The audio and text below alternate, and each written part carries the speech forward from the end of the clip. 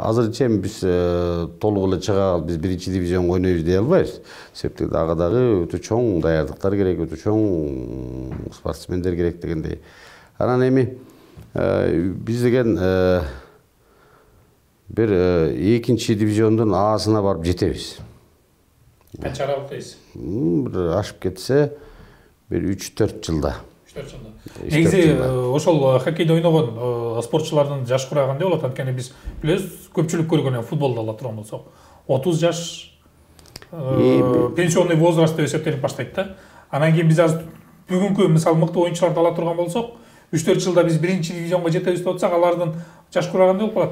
Спорттон кетишкени болуп калган жокпу? Азыркы биздеги курама командада, улуттук курама командада ойноп атканы негизинен алганда эң улуусу 29 жашта да. Мисалы 29-30га келип калды. Эми булар хоккейде деген орточо алганда 30-33 да. 30-33 менен ушул жашка чейин ойносо болот да. Анан кийин барып андан кийин кеспи спортту таштап машыктыруучу болуп же башка болуп кете берсе болот да. Себеп дегенде өзүңөр билесиңер, бул деген аябай интенсивный оюн да.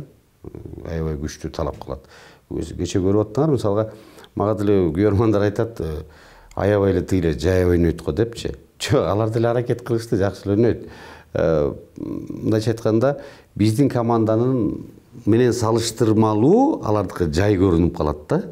Биздикин көрүп атпадыңарбы кандай ойноп атканын? Ошондуктан бул эми даярдыктан. Даярдык демекчи, бизде шарт барбы? Анткени бизде канча команда бар? Мисалы футболду билет экенбиз, кайсы бир клубтарды айта алабыз да. Хоккейде канча командабыз бар өзүбүздүн? Анткени курама команда дегенде жок дегенде бир 2 командабыз бар. Андан көп, канча экенин билбейбиз. Негизи айта келгенде Кыргызстан боюнча жалпы 20-22 клуб бар да, жалпысынан алганда. Андан ойногондору 5-6. Мисалга бизде деген биринчи лиганан высший лига бар да. Ошол высший лигада мисалы 5-4-5 ойноп келет.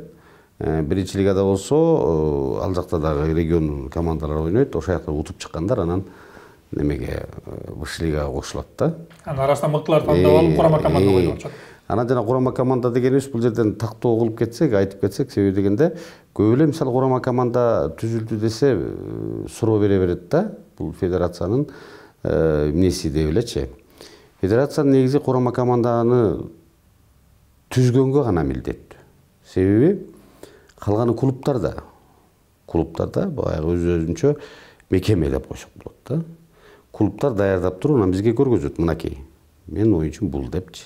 Анан ошонусунан аларды тандап туруп, оюндарын карап, жетишкендиктери кандай? Карап, бүт баары каралат ал жердечи. Анан каралып туруп, ошол жерден анан курама командага кошулат да. Эми азыр негизи биз көрүп атканда ошол 4-5 командабыз бар деп атпайсызбы? Анын ичинен биз курама команданы көрдүк да. Анан бизде эмне үчүн ошол хоккей жалпы элге таанылган эмес, белгисиз да. Мисалы популярдуу оюндардын бирине кирбейт да. Көк бөрү же болбосо өзүнүн футболду ала турган болсо, башка оюндар менен салыштырып келгенде хоккейди көп биле бербейт.